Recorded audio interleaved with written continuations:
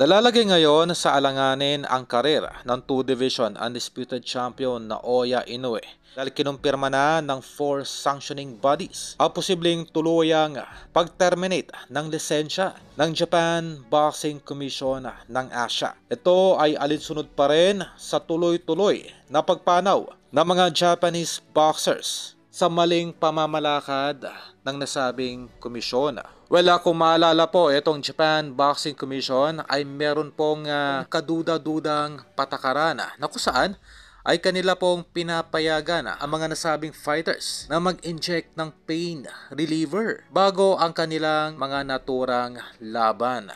Ito ay maigpit po na ipinagbabawal sa Amerika. Sa madaling salita, sa oras na ito ay tuluyan ng mabuwag, ay wala na pong choice itong mga Japanese fighters kundi sumunod sa alintuntunin ng VADA 24/7 ng Amerika.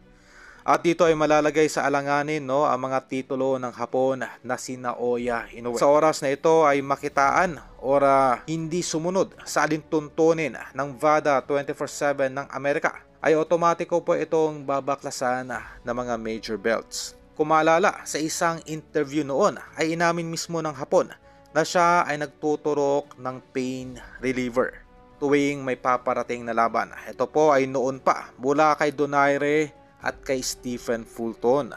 At sa ugnay pa rin ng balita ay kumpirmado na po na magkakaroon ng laban itong ating pambatong si Cuadro Alas sa darating na Oktubre. Ganun pa man, ito po ay isang tune-up fight pa lamang o yung tinatawag na pampagpagkalawang. Well, ganun pa man, ito ay mas mainam na bilang isang preparatory fight ni Cuadro Alas para sa potential title fight nito sa unang bahagi ng taong 2026.